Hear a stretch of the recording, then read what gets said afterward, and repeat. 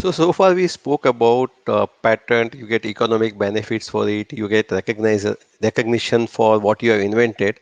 But then let us come to foremost question that what ideas can be patented. Now, practically you can file a patent for anything which is new, right? Except that it is not a naturally occurring event. Like, you go and say that I discovered a earthquake, or I discovered a new plant species. It is not an innovation, so you don't get patent for it. You do not get patent for any mathematical formula, because that is the only truth. So you cannot patent something which is going to be used by everyone, and that is the only method. So mathematical formula cannot be patented, and that's why patenting computer algorithm becomes difficult. So, and third thing, it shouldn't be just an idea. If the idea is in your mind, or even if you write down that idea, but you have not taken any efforts to make it work, or to show that it can work, you cannot patent it. So three things which are important when you are going and asking for a patent. Number one, it should be new, novelty, right? So whenever you go to patent office also, the very first criteria which is that is it new. You go to any patent attorney and you say I want to file a patent, they will ask you a question that have you shared this with any of your customers. If your answer is yes, then you are in trouble. It is not new.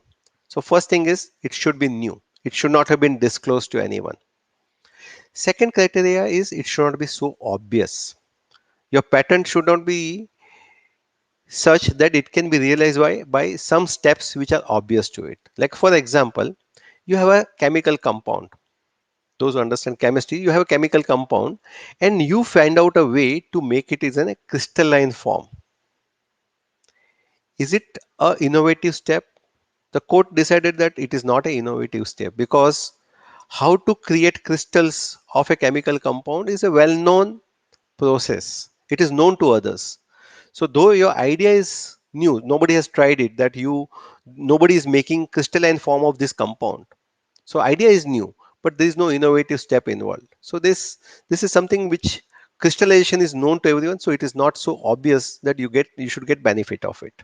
And third thing is it should be practical. The innovation should work. So patent is given for any idea which has technical or industrial application, right? So these are the three things which you have to remember, the three simple criteria that how patent is always granted. Now, um, so let us see that what can be patented again. So anything, as I said, like a new drug formula, a perfume, it could be a sport goods. Like you can take a patent for a new design of your cricket bat, new board game, makeup, any new business method. So it could be for the way you are drawing a chart. Suppose it is very innovative, you can even attempt patent for it, and it can be applied so far as it is practical. It's not naturally occurring event, or not just a laws of physics or formula of mathematics, and not just idea in your mind. Three criteria for patent evaluation: novelty, innovative step, and functional usage. And as I said, patent office, when you go, the very first thing which they ask is that any disclosure to public has happened or not, so that no element of a novelty is not lost. The idea is not so obvious for experts in that field, and you are able to demonstrate the practical usage. And to demonstrate that, you need to share relevant samples, drawings, working prototype. If it is a microorganism, you need to even give the samples also. So then we go to our next topic, which is what ideas, because once we have seen what can be patented, let us see what cannot be patented as well.